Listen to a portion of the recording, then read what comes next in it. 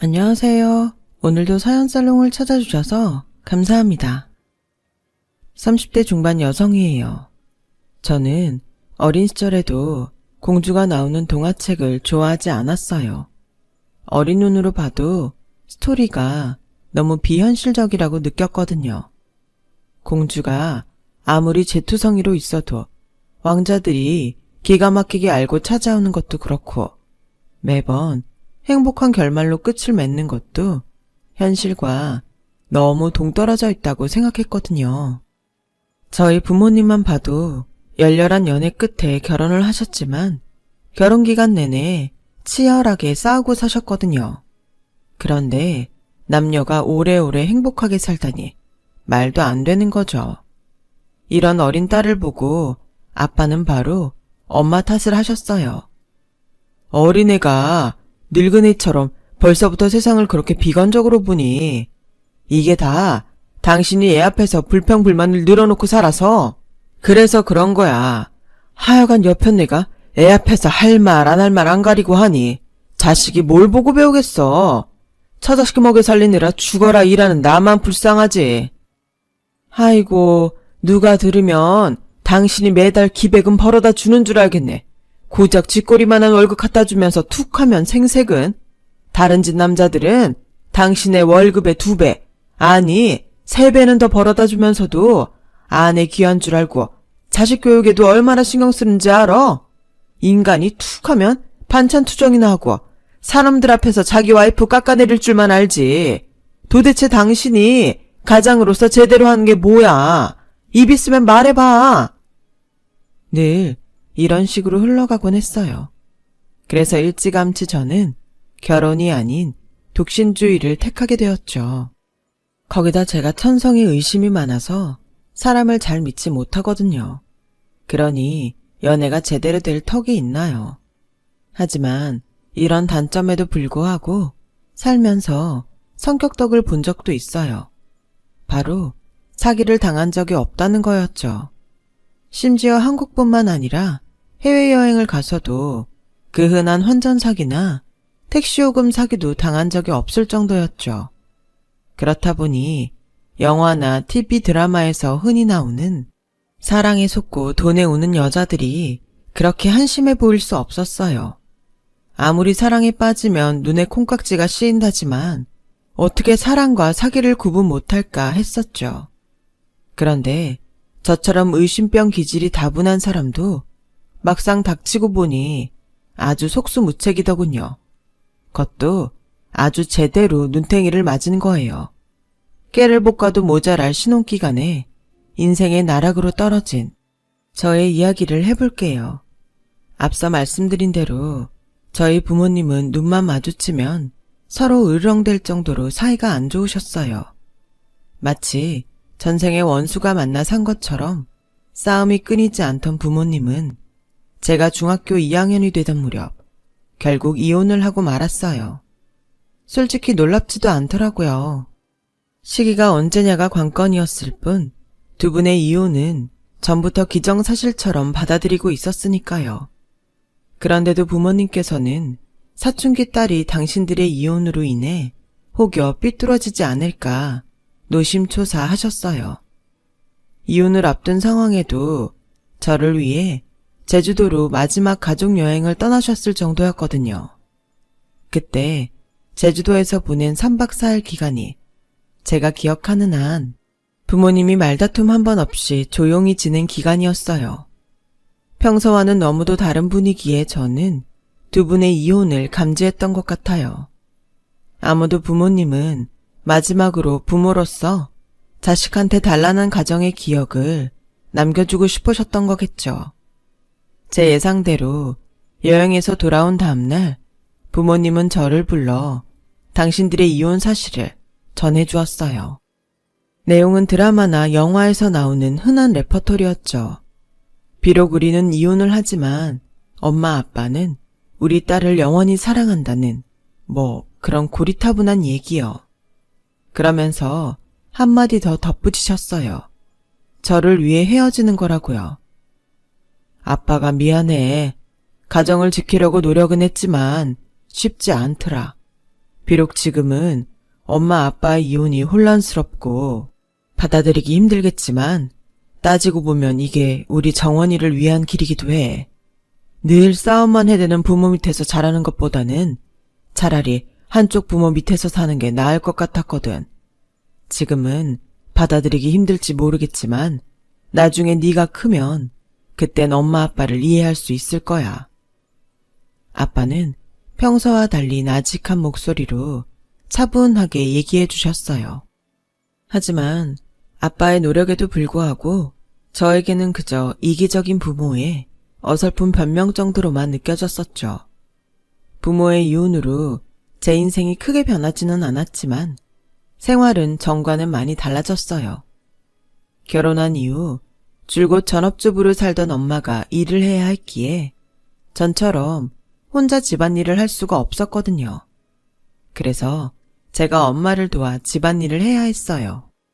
그렇다 보니 전처럼 방과 후에 친구들과 놀러 다닐 시간이 없었어요. 학원에 다녀오면 아침을 먹고 남겨둔 설거지와 청소, 빨래를 해야 했거든요. 아침에 나가서 밤 10시가 넘어서야 돌아오는 엄마는 늘 집에 돌아올 땐 기진맥진해서 씻지도 않고 쓰러져 잠드는 날이 많았어요. 그래서 제가 엄마를 돕지 않으면 안 되었거든요. 그렇게 한 3년쯤 살았을까요? 처음부터 엄마의 결혼을 반대하셨던 외할아버지가 우리 집에 와보시곤 안 되겠다 싶으셨는지 엄마랑 저를 외가로 불러들이셨어요. 외할아버지는 지방 유지로 재산이 꽤 많으셨는데 엄마가 다니던 대학도 때려치고 학벌도 돈도 없는 빈털터리 남자랑 결혼을 하겠다고 하자 엄마와 연을 끊고 사셨던 거죠. 그러다 외삼촌을 통해 엄마의 이혼 소식을 접하시곤 찾아오셨던 거예요. 귀하게 키운 딸이 이혼녀가 돼선 식당 일을 하며 어렵게 사는 모습을 보시고는 억장이 무너지신 거죠. 그래서 다음날 바로 사람을 시켜 저희 짐을 외가로 옮기셨어요. 엄마한테는 일을 그만두라고 하셨고요. 외할아버지 댁에는 외삼촌 내외가 함께 살고 있었는데 엄마랑 제가 불편할까봐 외할아버지는 외삼촌 내외를 분가시키셨어요. 남은 인생은 딸이랑 같이 보내겠다고 하시면서요. 하지만 외숙모는 한사코 분가를 거절하시더라고요. 나중에 알고 보니 외할아버지 재산을 저희 엄마한테 뺏길까봐 그게 겁나서 그랬던 거더라고요. 사실 그 마음도 이해는 갔어요. 이날 이때까지 무서운 시아버지 수발을 들며 버텼는데 10수년간 연락도 없던 딸이 들어와 시아버지 재산을 나누게 되었으니 얼마나 기가 막히겠어요. 거기다 이혼까지 해서 외할아버지한테 측은지심도 불러일으키는 상황이니 더더욱 걱정이 되었겠죠. 그래서 분가를 반대했던 건데 그걸 외할아버지가 모르실 리가 없었죠. 그동안 네가 성심껏 수발 들어온 거 잊지 않았다. 네 공은 나중에 충분히 보상해 줄 테니 다른 걱정 말고 이제라도 내 식구끼리 편안하게 살아. 더는 말 않겠다. 결국 외할아버지의 결정대로 외삼촌 내외는 분가를 하셨고 저와 엄마는 외할아버지 집에서 살게 되었어요.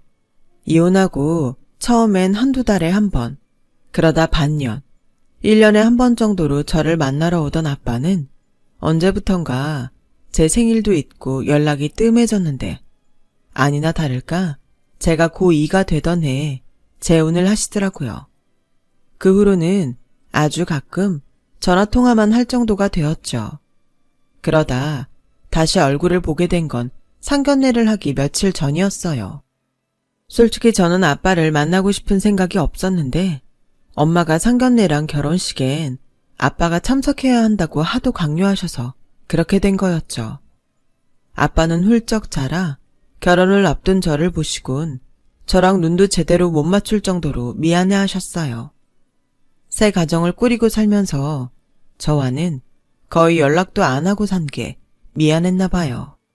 그 일로 아빠에 대해 서운함이 있었던 건 아니지만 내심 결혼식장에 꼭 아빠 손을 잡고 들어가야 하나 의구심이 들긴 하더라고요. 생물학적 아빠긴 하지만 엄마한테 저를 떠넘기곤 양육비는커녕 위자료도 제대로 주지 않은 사람이었으니까요. 두 번째 부인하고 낳은 어린 딸 사진을 휴대폰 바탕화면에 깔고 사는 아빠를 보니 이제 정말 내 아빠가 아닌 것 같다는 생각도 들었어요. 그래서 퉁명스럽게 엄마가 닭달에서 나오신 모양인데 바쁘시면 결혼식 안 오셔도 돼요. 외할아버지 보시기 불편하실 텐데 부담드릴 생각 없어요. 아니야. 그래도 그건 아니지. 자격도 없는 나한테 이렇게 아빠 노릇할 기회를 줘서 오히려 고맙다. 그래, 남편감은 어떤 사람이니? 개인 사업하는 사람이에요.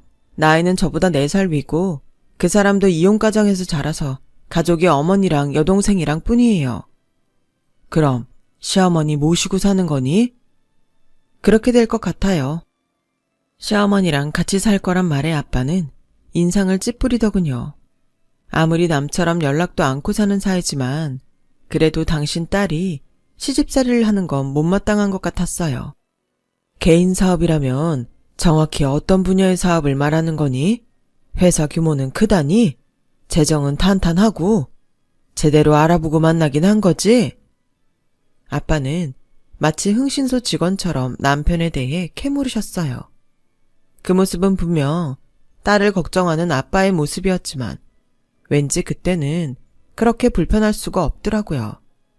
이제 와서 아빠 노릇 좀 해보겠다는 거야 뭐야. 괜히 삐딱한 생각만 들었거든요. 정확히는 나도 잘 모르지만 투자 관련 회사라 그랬어요. 근데 아빠가 이러는 거 나 좀 기분 나쁘려고 그래요. 그러니까 취조하듯 그러지 마세요. 엄마랑 외할아버지한테도 검증받고 결혼 승낙까지 받은 사람이에요. 그러니까 취조하듯 이러지 말란 말이에요. 제 말에 아빠는 미안하다며 화제를 바꾸셨어요. 하지만 이내 또다시 남편에 대한 얘기로 흘러갔죠. 바로 집 문제였어요. 왜 하필 시댁에 들어가 살려고 하는 거냐고 말이죠. 아빠는 혹시 신혼집 구할 돈이 없어서 그런 거라면 아빠가 얼마 정도는 도와줄 수 있다고 하더라고요. 저 잘할 때 양육비 한번 안 보내준 분이 그런 얘기를 하시니까 솔직히 기분이 좀 묘하네요. 근데요, 아빠가 걱정할 만큼 제 시댁 형편 어려운 집 아니에요. 강남에서 50평대 아파트에 사는 집인걸요. 그리고 돈이 필요하면 외할아버지한테 부탁하면 될 일이고요. 그 말에 아빠는 멋쩍은 듯 쓴웃음을 지었어요. 괜히 번데기 앞에서 주름 잡은 꼴이 되었으니까요. 결국 아빠는 외할아버지의 눈총을 받으면서도 상견례와 결혼식에 혼주 자격으로 참석했어요. 아빠에 대한 감정이 좋지 않았던 저였지만 딸을 위해 가시방석 같은 자리를 끝까지 지켜주는 모습을 보면서 살짝 울컥하더라고요. 사실 아빠는 결혼 기간 동안 엄마랑 사이는 안 좋았지만 그래도 저한테는 세상 둘도 없는 아빠였거든요. 제게 처음 자전거를 가르쳐주신 분도 아빠였고 국자를 태웠다고 엄마한테 욕을 먹으면서도 제게 뽑기를 만들어주신 분도 아빠였고 삼복더위에 고열에 시달리는 저를 업고 병원으로 달려간 분도 아빠였으니까요. 생각해보면 아빠는 함께 사는 동안 저와 참 많은 것들을 함께 하셨어요. 한동안 그걸 잊고 살았지만요. 저는 결혼식을 마치고 공항으로 가는 차 안에서 아빠와의 추억이 떠올라 한참을 울었어요. 그 모습을 본 남편은 영문도 모른 채 어쩔 줄 몰라 하더군요. 그래서 마음속으로 다짐했어요. 내 자식에게만큼은 절대로 내가 겪은 상처를 되물림하지 않겠다고요. 부모의 이혼으로 자식이 받을 상처와 자신을 그토록 사랑해 주었던 부모를 미워하는 일은 없게 하겠다고요. 그때부터 내 결혼 생활의 목표는 내 인생에 이혼은 없다 였어요. 걱정에 가까운 제 다짐을 한 방에 날려준 건 남편이었어요. 개인 사업을 하던 남편은 가정적인 사람이었어요. 부모님이 일찍 이혼을 하시는 바람에 집안에 유일한 남자로 살았던 남편은 다른 집 남편들과 달리 주방에 자연스레 드나드는 사람이었죠. 제가 커피를 부탁하지 않아도 아침에 먼저 일어나 커피를 내려주고 샌드위치나 핫케이크를 만들어주곤 했어요. 어머님은 그런 아들을 만류하기는커녕 제가 설거지라도 할라 치면 시누이를 불러 시키곤 하셨고요. 결혼 전에 남편이 자기랑 결혼만 해주면 평생 여왕처럼 떠받들고 살겠다고 하길래 그냥 하는 말이겠거니 했는데 아니더라고요. 시어머니도 아들의 그런 행동을 오히려 독려하곤 하셨고요. 남들이 말하는 고부간의 갈등이나 시월드는 저와는 상관없는 것처럼 보였어요. 게다가 시누이도 착해서 집안 살림이며 굳은 일을 저 대신 도맡아 하곤 했고요. 시댁 식구들의 사랑을 한 몸에 받고 살다 보니 이 남자를 못 만났으면 어쩔 뻔했나 하는 생각까지 들더군요. 독신을 고집하던 지난날이 아깝게 느껴질 정도였죠. 그러던 어느 날이었어요. 막 잠자리에 들었는데 남편이 심각한 표정으로 그러는 거예요. 여보, 할아버지께서 사주신 아파트 말이야. 혹시 그거 아직 비어있어?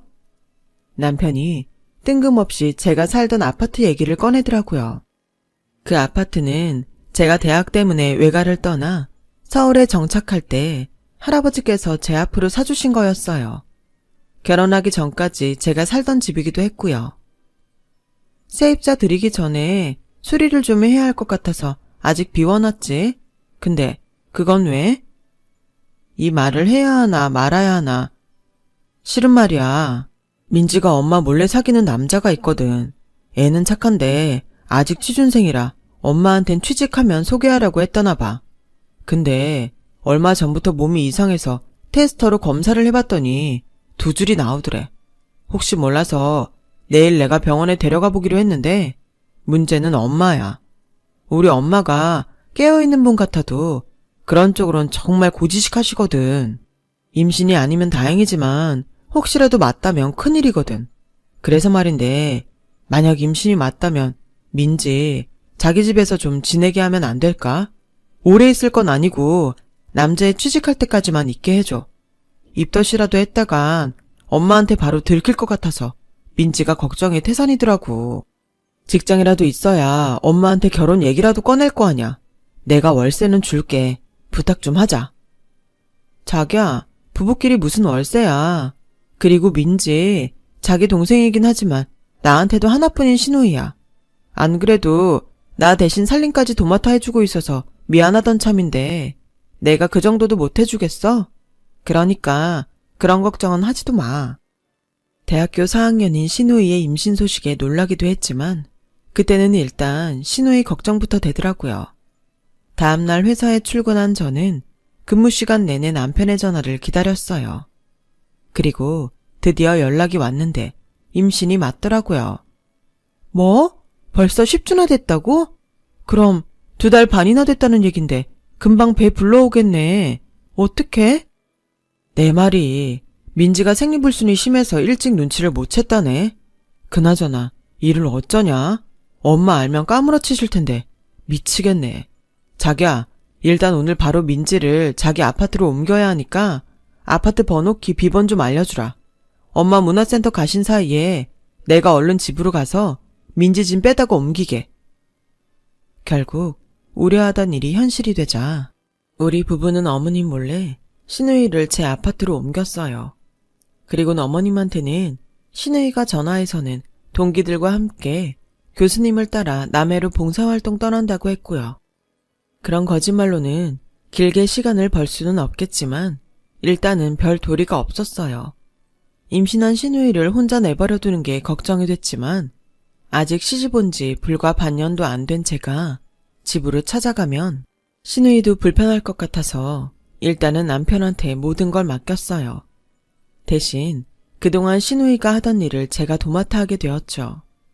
그동안 몰랐는데 직장일 하랴 퇴근 후 살림하랴 몸이 10개라도 모자랄 판이었어요.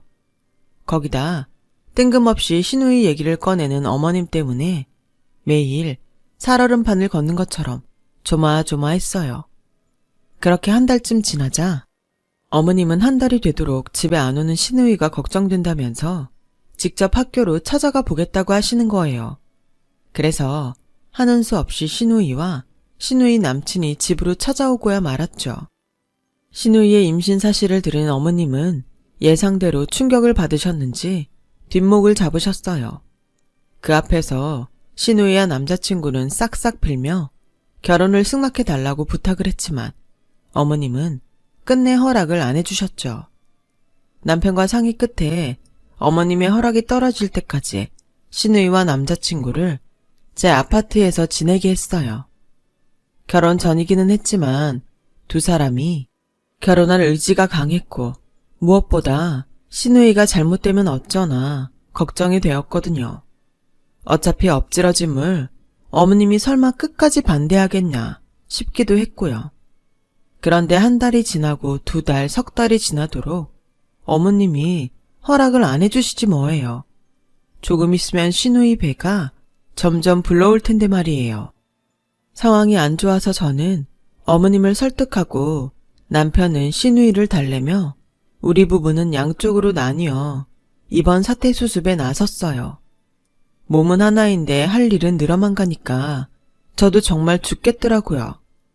그런데 희한한 일이 벌어진 거예요. 점심 식사를 마치고 막 근무를 시작하려는데 모르는 번호로 전화가 왔더라고요. 관리실이라고요? 네, 제가 702호 주인 맞는데요. 무슨 일이세요? 네? 신고가 들어왔다고요? 아파트 관리실 직원 말에 따르면 저희 집이 불법 숙박업소로 이용돼서 주민들 신고가 들어왔다는 거예요.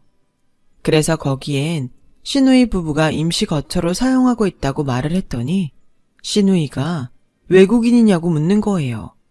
외국인들이 캐리어를 끌고 저희 집에 자주 드나든다고요. 도대체 이게 무슨 소린가 싶어서 회사에 반차를 내고 제 아파트로 향했어요. 집에 도착하기 전에 신우이한테 전화를 했는데 안 받길래 번호키를 누르고 현관문을 열었는데 글쎄 안에서 외국인 남녀가 저를 보더니 비명을 지르지 뭐예요. 정작 놀란 건 전데 말이죠. 그래서 누구냐고 물었죠. 그랬더니 게스트래요. 에어비앤비를 통해 예약했다나요? 그래서 여긴 내 집이고 나는 거기에 내 집을 숙소로 올린 적이 없다고 하자 황당한 표정을 짓는 거예요. 체크인 하던 날 집주인 여자를 만나서 가전제품 사용법도 듣고 웰컴 선물도 받았다면서요. 그래서 주인이라는 그 여자랑 연락한 번호 좀 알려달라고 했더니 글쎄 신우이 전화번호더라고요. 내 전화를 안 받길래 외국 여자 전화로 전화를 걸었더니 바로 받는 거예요. 어찌나 화가 나든지 정말. 제 전화를 받은 신우이는 만나서 설명하겠다며 근처 카페에서 보자더군요. 20분쯤 뒤 카페로 들어온 신우이는 저를 보자마자 닭똥 같은 눈물을 뚝뚝 흘리면서 이실직고를 했어요. 배는 불러오는데 양가 어른들 모두 결혼을 반대하고 있어서 걱정스런 마음에 출산할 때 들어갈 병원비라도 벌 생각에 저 몰래 에어비앤비에 가입해 집을 빌려주었다고 말이죠. 그런 거라면 진작 나한테 말을 하지 그랬어요. 돈 문제라면 나랑 그이랑 충분히 도와줄 수 있잖아요. 언니한테 미안해서 그러죠. 언니 집에 얹혀 사는 것도 미안한데 어떻게 병원비 얘기까지 해요. 우리가 남인가요? 내 남편 동생이면 내 동생이나 마찬가지예요. 그러니까 미안한 마음 가질 거 없어요. 그건 그렇고 홀몸도 아닌 사람이 지금 어디서 지내요? 신우이는 남친이 살던 원룸에서 같이 지내고 있다고 했어요. 그래서 당장 가서 짐 가지고 오자고 했더니 한사코 거절을 하더라고요. 내일이면 손님도 돌아가니까 다시 제 아파트로 들어가겠다고요.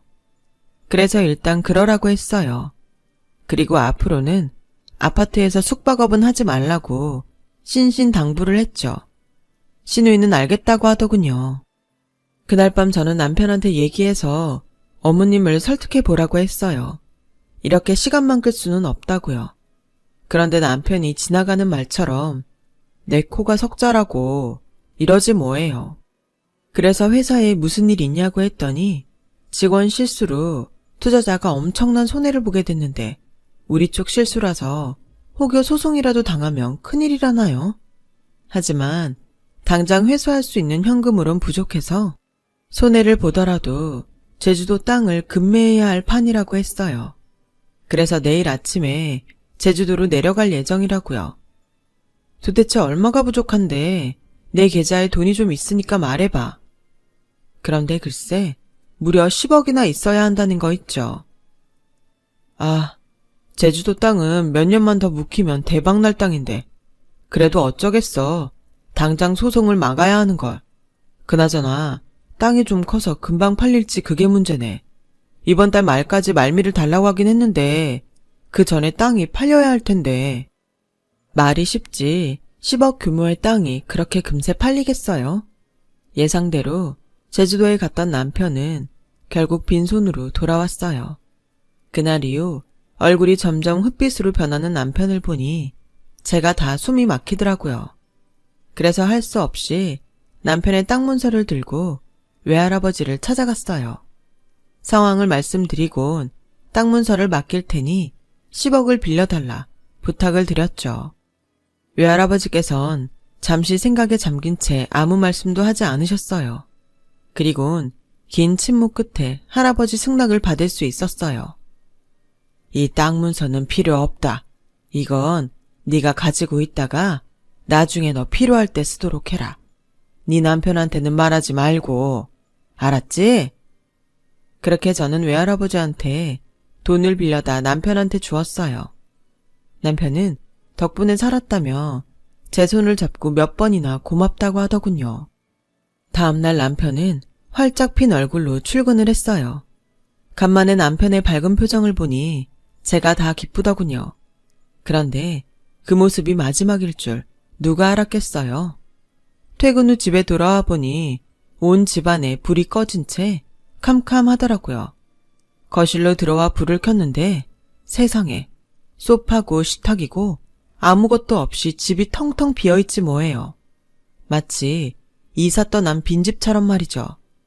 그래서 남편한테 전화를 걸었더니 없는 번호라는 거예요. 그건 시내의와 어머님도 마찬가지였죠. 망치로 뒤통수를 얻어맞은 것처럼 띵한 게 정신을 차릴 수가 없더라고요. 제 방으로 가보니 바닥에 제 옷과 화장품이 쓰레기처럼 쌓여 있었어요.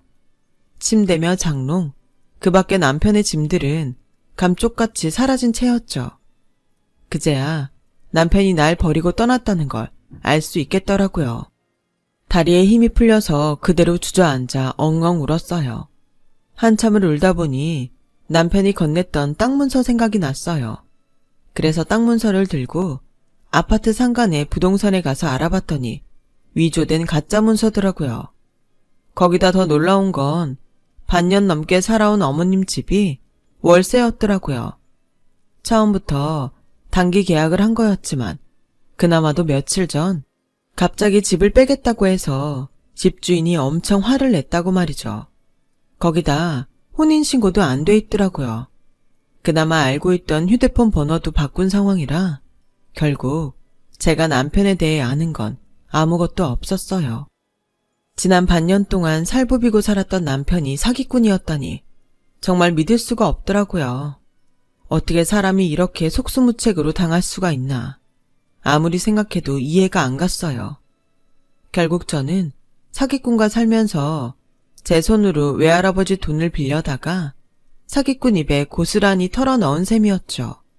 바보같이 말이에요.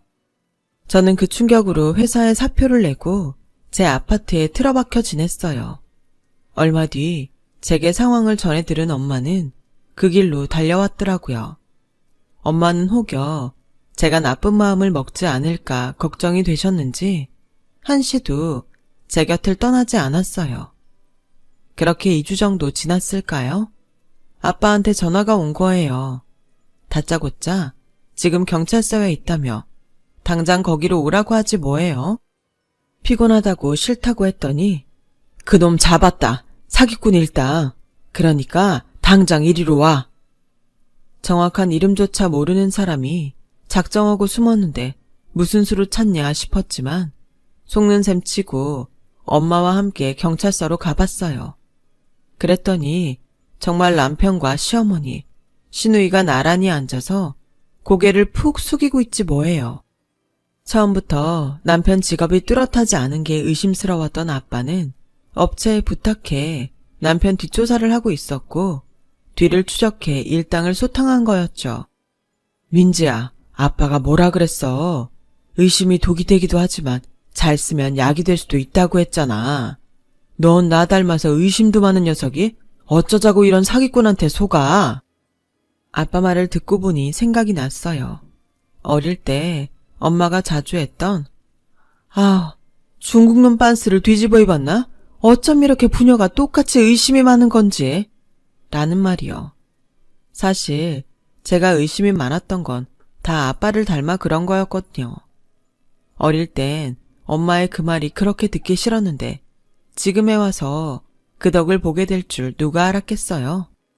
이젠 더 이상 내 아빠가 아니라고 생각했는데 딸을 위해 긴 시간 동안 제 주변을 살펴주시다니 역시 세상엔 내 부모만큼 나를 아껴주는 사람도 없다는 생각이 들었어요. 생각이 거기까지 이르자 나도 모르게 아빠 품에 달려들어 펑펑 울고 말았죠. 아빠는 그런 제 등을 쓰다듬어 주시며 어린아이 어르듯 괜찮다고 내 잘못이 아니라고 위로해 주셨어요. 아빠 덕분에 사기꾼 일당도 잡고 잃어버렸던 돈도 찾은 저는 남편 놈이 써버린 4천만 원을 채워 외할아버지께 돌려드렸어요. 그리곤 종종 아빠한테 전화해 안부 인사도 하고 있어요. 현재 남편과 시어머니, 시누이는 결혼 사기와 공문서 위조 등 여러 제목으로 형사 고발된 상태예요. 거기다 이번 사건을 조사하던 형사가 저와 비슷한 수법으로 사기를 당한 피해자를 몇 건 더 발견한 덕분에 사기꾼 가족의 형량과 벌금은 더 늘어날 거라고 하더라고요. 남의 등쳐먹고 살려는 자들의 말로가 이렇다는 걸 보여주듯 말이죠. 그런 의미에선 인생은 뿌린 대로 거둔다는 진리를 새삼 깨닫게 되네요. 제 사연을 들어주셔서 감사합니다. 주변에 좋은 분과의 인연이 가득하시길 바랍니다. 행복하세요. 여러분, 사연 댓글에 응원과 현명한 조언 부탁드려요. 좋아요와 구독은 저에게 큰 힘이 됩니다. 오늘도 좋은 일 가득하세요.